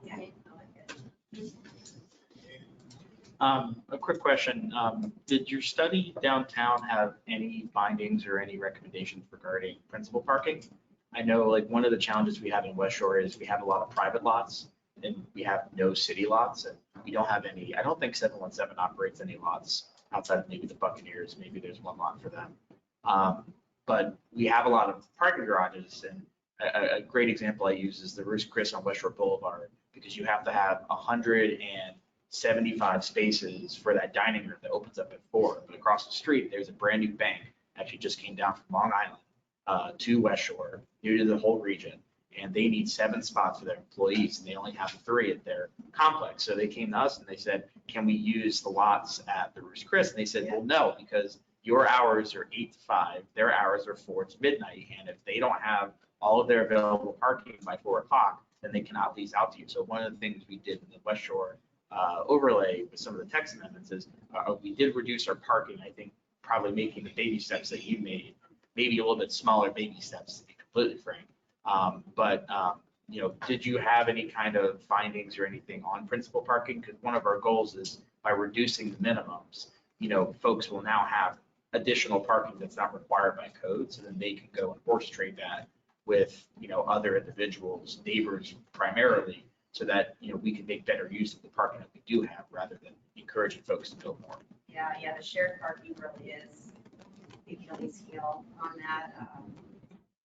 There weren't a lot of real specific recommendations in the plan, but maybe we should talk because we've got to address that. You know, all the commercial office towers, there's one, I think, that offers event parking on nights and weekends as an example, because they just don't want to deal with the hassle, really. So we've got thousands of empty parking spaces that are just sitting there because no one will address it. And one last question, I guess downtown related. Was there any kind of recommendation or any report of this taken to the county regarding the lot across the street and that kind of use after hours? I noticed that that's not used almost at all on the weekends, and I think it's caged up after. Open, Yeah, is there any? They use it for events. The county one across the street? Yeah. Yeah, now we can't even use it for public hearings. The TIP hearing the other night, the You people were couldn't- coming in going, where can I park? Because the county closes the garage at 6. Really? And I'm like, oh my God, it's free. That is So, yeah, we Yeah. gotta change I wonder that. if this could be presented. That's a new policy. Could we make a recommendation to the board that we have this, at least serve at TPO? I feel like that's an important part of, especially for those big meetings that we have the parking garage open. You know, maybe we'll get to a place where the county can start to make oodles of money on parking for folks that want to park in a garage that are coming out of town to our beautiful downtown. But, They used to have a deal with the Lightning, or the arena, and the employees of the arena could park in the county garage, or the Pierce Street facility. I don't know why that went away, I was but. shocked and appalled because that's contrary to any public participation, Yeah. encouragement, strategies we have. So I just learned last week. We used to be told to leave early when I worked at the county, when there was a lightning game. So they could put their employees, all the employees of the arena in there, and we can get out early. Something's changed, so yeah. That was changed. We'll look Something's into changed that, because, yeah. Like even the public wasn't allowed. We need to ask facilities, what changed? Is there any policy? Mhm. Do they have to cut back on staff to manage? I don't know. Yeah. Yeah. Well, can I interrupt here? We're talking about how we need good parking policy to encourage multimodalism, but we want to give free parking out for public meetings. Is that what we're talking about? I don't know that it would be free, No, right? not I mean, free. Okay. They do 1 hour free Right. in the garage In the next garage. door, but I Okay. don't think we would advocate for anything beyond that, but I appreciate the point you're raising. Yeah. But it's close to them. They couldn't have to get in to pay. Yeah, I got in, I think, a few minutes early, and then getting into the actual garage as a pedestrian was then Very complicated. good. You have to get, you have to get it. Oh, yeah, escorted. they lock the doors, don't they? They do. Yeah. I just would like to cite one more example as you all contemplate, go back into your own neighborhoods and the areas that you care about deeply and make the observation of what needs to happen in your own neighborhoods. Outside, all due respect, Karen's territory is limited, but we have so many, look at what's happening at West Tampa. Many of you have been to the new Cafe Con Tampa location.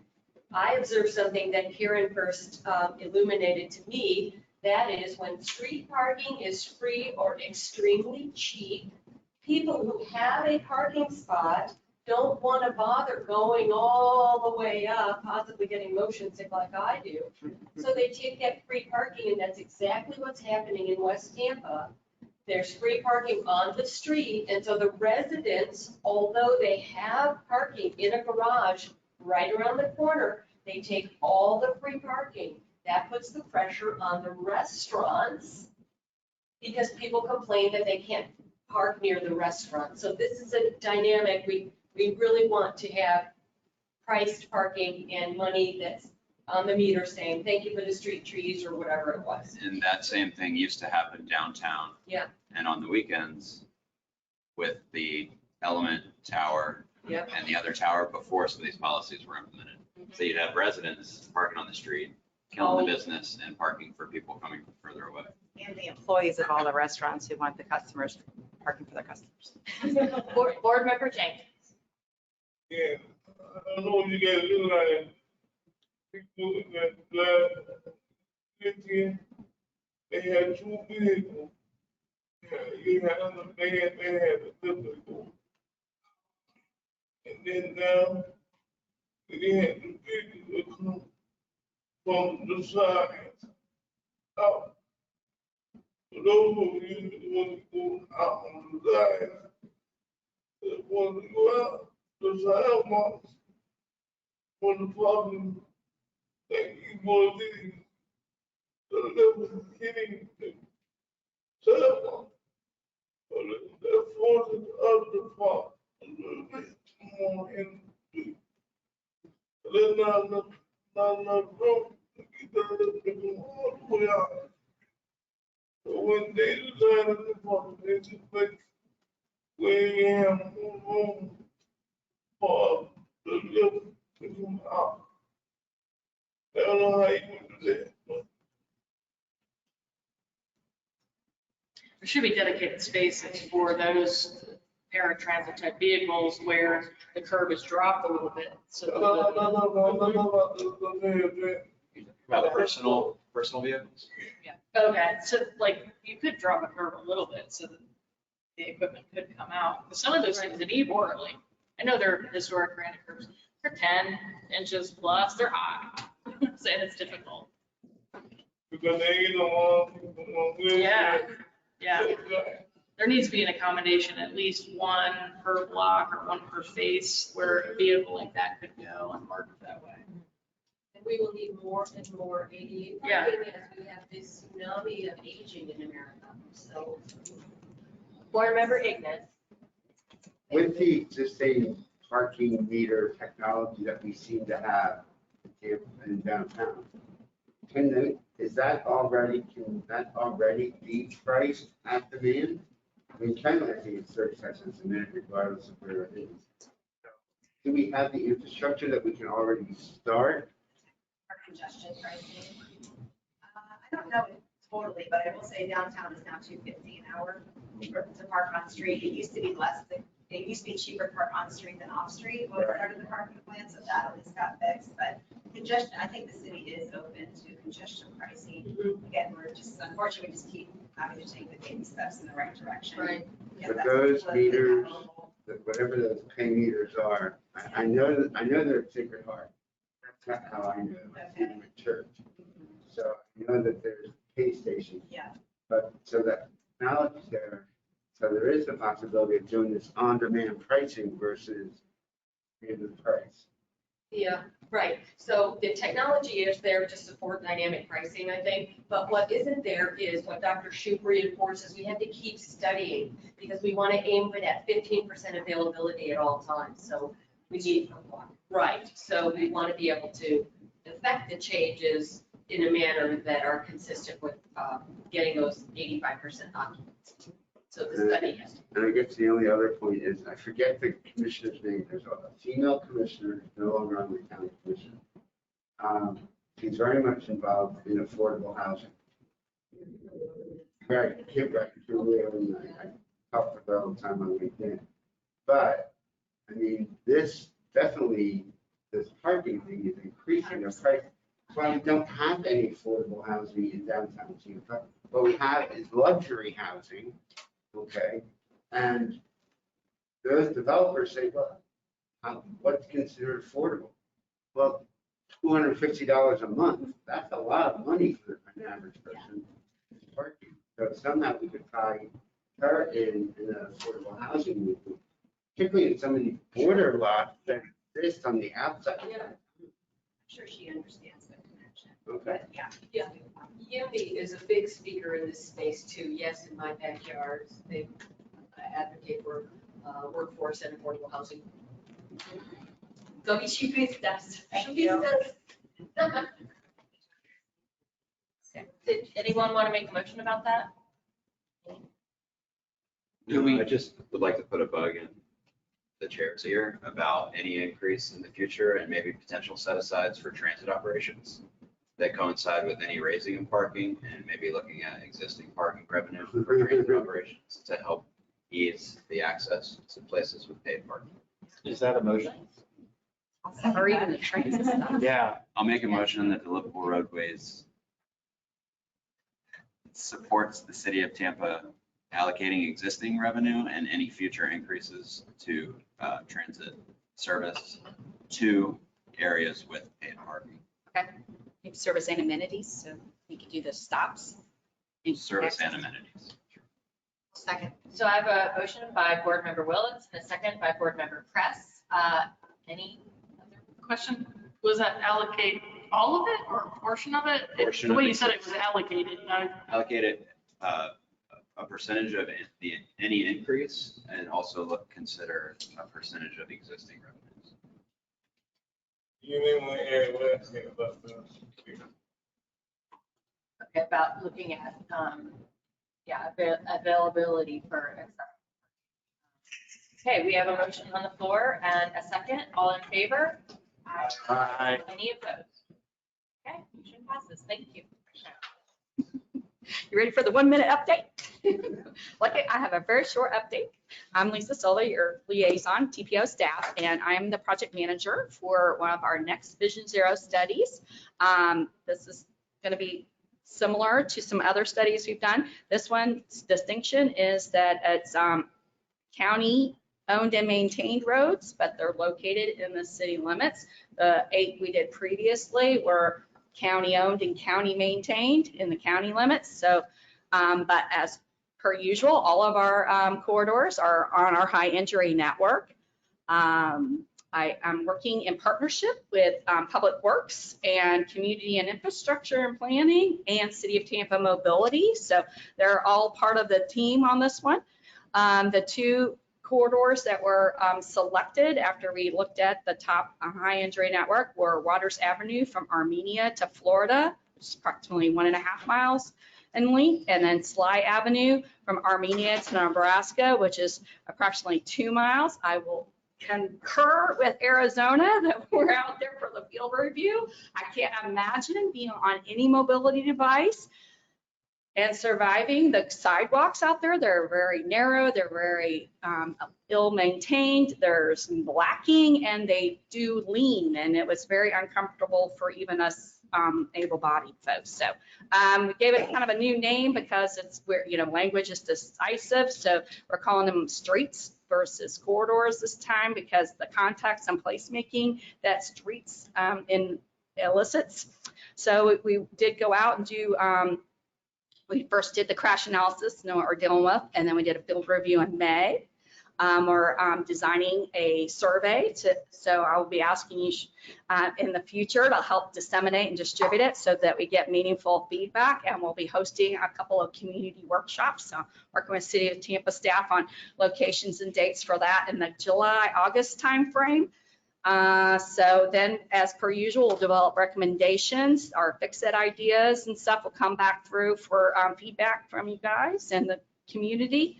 So it's a county owned and maintained, so we're using their tiers. They have tier 1, 2, and 3. So it's kind of like the quick build or hotspots that other jurisdictions use as terminology. So we'll be applying those and then bring them back in the fall for feedback and adoption. So that's my quick update on our studies. We always bring them through so you guys know what we're doing, and you can participate if you want or give feedback and contribute. So there you go. I did it. Okay. Thank you so much.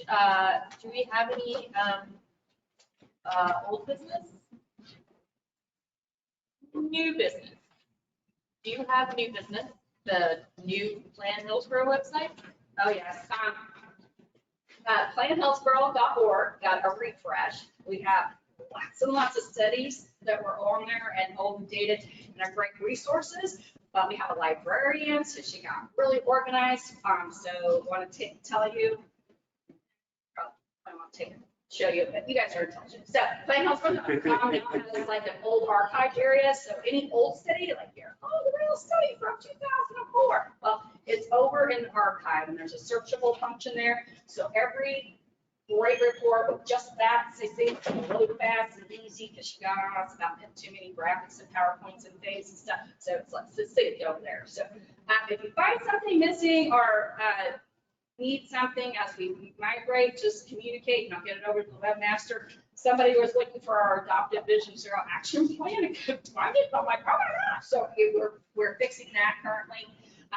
We're going to getting landing pages for schools and landing pages for Vision Zero. But anyways, it's more clean and succinct. I will remind you as members, please use the links that we send you to join the meetings. I think that's why Cal Hardy had difficulty joining and being able to unmute himself and participate meaningfully online. You guys get invited as panelists. But the general public has a landing page, so you can always find anything and everything about any Livable Roadway meeting on the calendar page, including the links to all the PowerPoints, the link to the agenda, a way to join it as an attendee. Then we try to move you over, but if you don't do it, so try to use your scheduler one that we do. So you have a little more powers in there. I have to remind you, we are a sunshine required forum mandated committee. You are an advisory committee with important recommendations to the TPO board. So I need you to come and participate. It was kind of a squeaker today, whether we got quorum. If we don't get quorum, we can't take actions. It's just not a good luck. So please, this is a little mom reminding you to like put these on your calendar, be here in person if you can at all do that. We try to limit it to our non-professionals and our very remote members like Big City to afford the virtual participation lecture rate. So just a little reminder. So that's my whole new business updates. I know you have some things in the addendums to check out. Like the bills that passed, and really summary from our lobbyists and to the next conversation. Yes, Board Member Willis. Under new business, I'd like to bring back the approach we're still working on for implementing the BRT service on Florida Avenue, Tampa Street to Fowler. It's still being hashed out now, but I just wanted to, maybe not next meeting, but okay, as a hopefully future soon. topic, that we can count on a little update on that. Yeah, we're identifying some, since this is a public meeting, I can say things, because I might be on the TPO board in place of our CEO again. Okay. Much to my surprise. But I wanted to say that we're going to be working with the City of Tampa staff and identifying some grants to pursue some station funding. And I just wanted to bring that up here. And of course, because there's a city council person here, that we may be looking for the City of Tampa to come to the table. And this could be folded into an approach to a revamped or refreshed approach to the streetcar extension with a rubber tire solution. So we're still working on out those details at the staff level, but I wanted to bring it to attention here so that, City Council is aware that we're trying to figure this out. And we have a plan that's being fine-tuned now. And we're going to work that through our process internal at heart. And then hopefully I'll be here to talk about it because we're not doing it without federal funding. Okay, so I'll put it on our radar for tracking as future topics a month or two out when you're ready to bring it through for status and feedback. Perfect. And Elizabeth's my colleague to work. Yeah, take you to that. So. Yeah. Okay. Anyone else? All of them bring back the TV, the new Tampa TV program that is fully funded. Okay. More people today.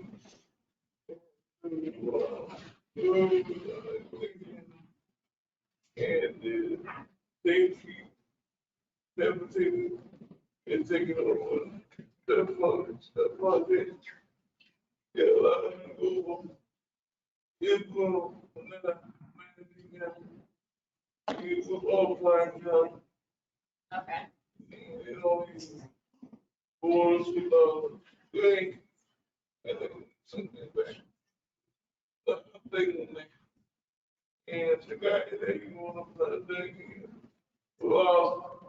the Ralph? well, Ross. Okay, just so you know, like he says that there's an update to getting free transit to the 5-county area, and he'd like an update on the status of that. Ross, somebody? well, Was that? Simmons? I want to go ahead. You know, Like my last name, Simmons, Silva? Was that one of the T-BARTA programs? Yeah, that's the T-BARTA program. I believe that's being moved to FDOT. Vanpool? Vanpool? Oh, PSTA. Oh, I'm sorry. Yeah, the Vanpool. Yes, it is being moved to PSTA by the end of this calendar year. So, yeah. I'll start tracking down the contacts through my colleagues that are more familiar with that. Okay? All right, great. That's a good request. Okay. Need a little transit. Yes, okay. Well, thank you all. Appreciate it and welcome. Look forward to parking. Thank you. We are adjourned. Incentivize participation only. Is that a slide? Yeah. No.